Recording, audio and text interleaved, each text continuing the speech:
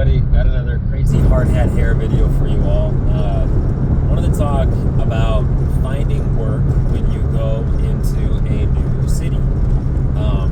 I personally, in my electrical career, have moved around quite a bit during my my beginning years, and it has definitely taught me a lot about how to start up, how to find good companies, straight out the game. So I guess I'll start by listing things that are positives to look for in a company. I guess first would be if the company if it's like a conglomerate sort of, in that case. There's certain perks to having a bigger company, and I'll go into those, and then there are certain perks to finding a nice small shop. And so, you kind of have to pick a poison. I'm mainly going to be talking about commercial work for electricians, though, so keep that in mind. A really quick and easy and simple way is to call a supply house and ask them if they have really big buyers, or which electrical contractors are buying a lot of their stuff, and big contracts, or not big contracts, but large material lists and frequent material lists. And you'd be surprised how open these people are to giving you that information. So it's more of an unconventional route, but if you are curious and you don't really want to just do a shot in the dark and just apply to anything that has electric after the name, that is maybe less of a traditional route that you can take.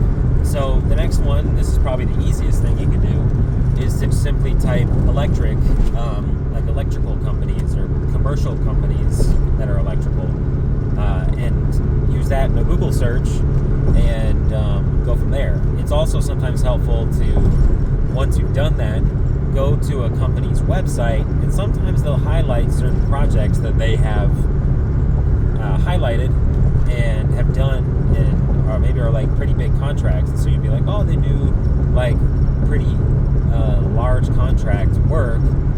That's cool. And so while you're on their webpage, sometimes they'll include the bid limit that they include on their work. And so that'll kind of let you know if you're going to be working for a more small fry company, or if you're going to work for a company that is substantially larger. They have 100 plus employees or something like that, and their guys are out in the field. So that is something to look at as well. Outside of that, I suppose the cream of the crop things that you could find in a company, and I was kind of mentioning this earlier, is if they have a national network.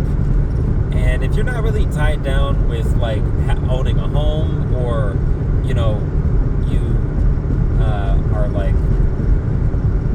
live with your wife and kids, or your husband, or whatever, and if you guys aren't so tied down, traveling can be something that brings in more money for you, and also is sort of an interesting experience on being able to see more of the United States. Not saying that the United States is the most pretty place to see, but there is a pay bump that does come along with traveling work. So these are more minute sort of things that might choose. If you just need work today, there's going to be a lot of companies that you can call and get on with. But if you're looking for good companies, these are more so tips for you. So the bid limit, I would say if you're looking for a solid commercial contractor, don't go for anything below a bid limit of $25 million,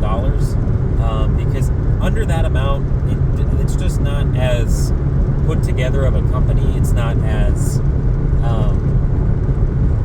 there's not enough structure to it for you as a journeyman, or you as an apprentice are going to be taking on a lot of responsibility, and not responsibility that's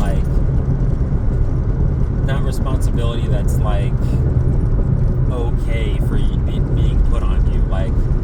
They might make you buy roto bits. They might make you buy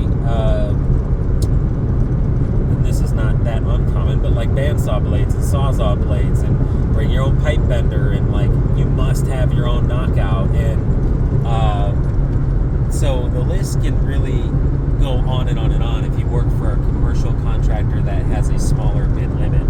So it's something to consider, is go for something if you want a long-lasting time with this company is to do that.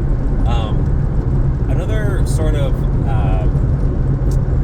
hack that I've found out is when you go to a new city, there are a list of non-union contractors that are with the ABC program.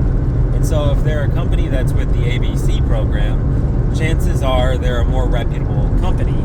So if you go to the ABC program's website for your state, and then you go to list of contractors, like, I don't know why I said it like that, contractors, you stand a good chance of finding a better company than a Google search. So that's another tip that I've learned as well. I guess another one would be to look for companies that are highlighted in newspapers, or like maybe the news in general, like online, that say like school after them. Like if they have like a school that is part of their part of the contracts that they bid, you stand to make more money working on jobs that may be prevailing wage jobs. So I'd highly recommend that you look up in your area, if you can beforehand. It'd be super smart to go and take the route of looking up like school, or like, I don't know, maybe there's a military base in your city. You could type like military base and then like electrical contractor or something, and those companies might pop up. So or if there's like some highway being built and you're okay with doing like a lot of underground for lighting, and there's an electrical contractor that's highlighted for that service, that contract that's ongoing, you might stand to save yourself a lot of hardship by getting on with a company that has prevailing wage work, and that can save you a lot of it can really line your pockets really well if you go that route. So I'd recommend that as a tool to use as well. Understanding what pays more, traveling, prevailing wage work. Also, something that's a big project might also help you out a lot with sustained work. Like if there's a hospital, for instance, those might be like 2-year contracts. So if you see in the news, there's like this electrical contractor got a bid for a hospital, or this hospital is going to break ground in so and so date, like it might not be a bad idea to go and get in with that company, so that you can have like a lot of hours. So those are a couple of unconventional tips. I guess next I'll go into my experience with applying to the union. And if you are someone who lives in a state where you can just get your journeyman card without school, your chances of signing the books instead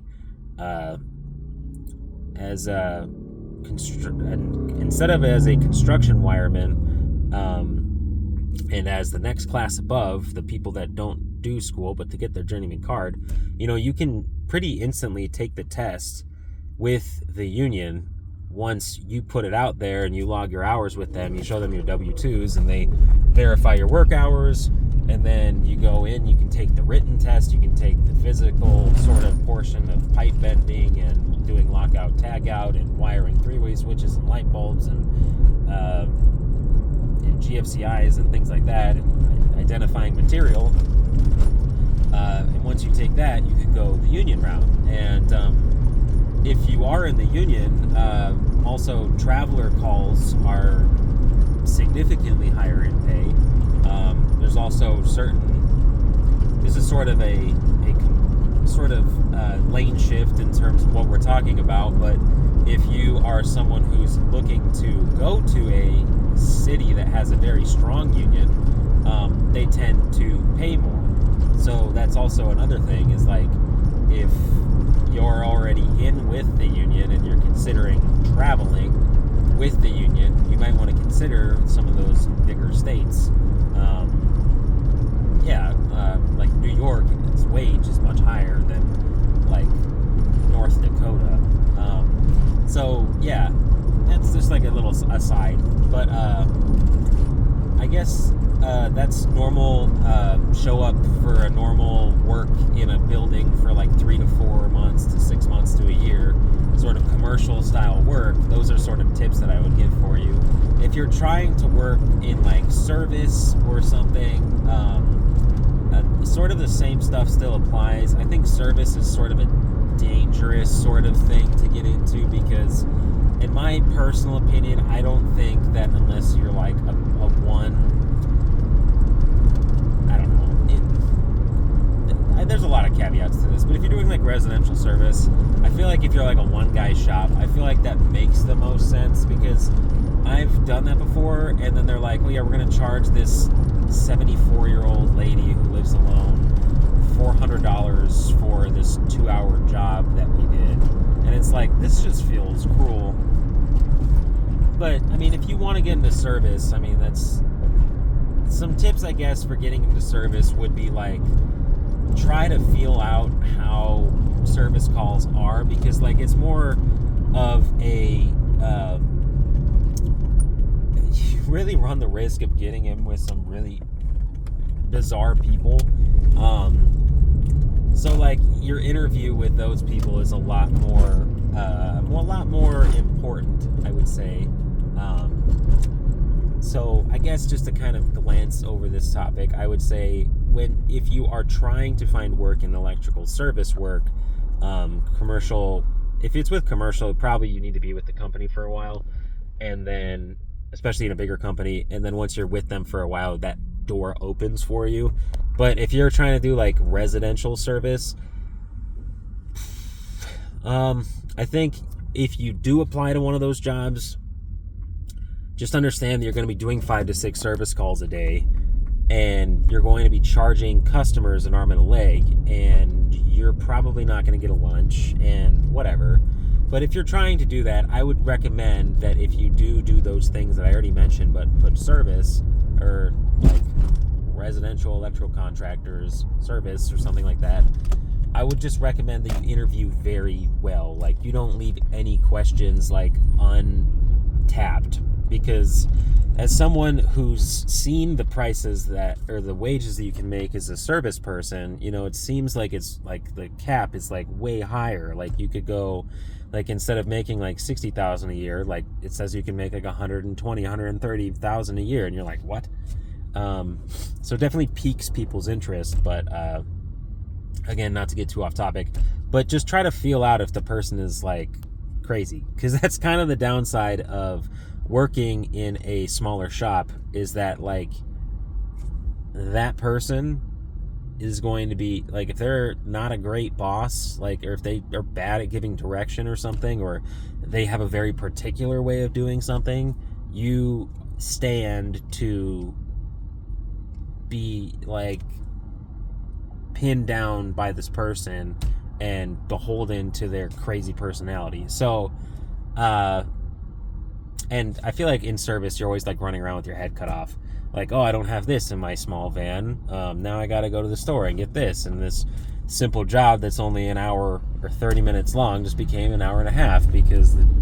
But anyways, not to get too off topic, but if you are planning on doing that, all those things still apply. But I'd highly, highly, highly, highly recommend that you start like a trial period if you're trying to get into service, like where you work on a weekend or something. You can fill it out so you don't drop your main job, so you can do that. But yeah, those are some tips about if you're going into a new place, how to choose a commercial electrical contractor. If you're going into residential, I think you ought to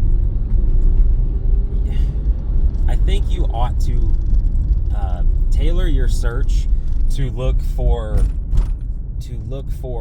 high-end residential buildings, because you can learn a lot as an electrician from working in high-end luxury homes. For instance, lighting panels. You can get a lot of experience working with lighting panels and like certain low voltage systems, and that is something that could be in your wheelhouse as a residential electrician who works in high-end homes. Also, depending on where you live, there's certain jurisdictions that are a lot more stringent, and like for instance in Chicago, like a lot of things in residential is MC and pipe. So in that case, you stand to learn a lot of commercial type things in those spaces. Something that's going to really branch you out as a more well-rounded electrician rather than just a Romex cowboy. So I would say if you're looking for residential startups, I would say that you should residential electrician positions, you should tailor your search so that you get a good job in like luxury high-end residential work. I think that would be something that you do, and you can still reach out to supply houses, you can still do Google searches, you can still check their bid limits, interview with them, and I also wouldn't put it past people for also using this as a method. If you are just trying to get to know people, and like maybe you want to go for like a smaller shop, sometimes you can contact general contractors and ask them if they know anybody who's hiring as an electrician that they use. Kind of, again, an unconventional route, but like these people work with other groups and they kind of know if people are good at what they do or not, and if they're really busy. So sometimes you might see like a high-end general contractor for residential work, and you can reach out to them and be like, hey, who do you guys use as an electrician, and get some sort of like insight that way. So I could go on more about this topic. I feel like I'm a little bit off topic here at the moment, but that's just a little bit of things that you can use to your benefit when you get into a new city, to go ahead and try to get a job and get a good job first thing out the gate when you start in a new place, because a lot of the times you can get something but it's not the greatest thing. So those are some tips to get good contractors for you. I hope you guys like this one. I will probably make another episode talking about quick ways to get a job as an electrician, just when you just get into a place and maybe something fell through and you need to get a new job. So let me know if you guys thought this was cool. I will definitely put out more videos like this. I'll catch you in the next one.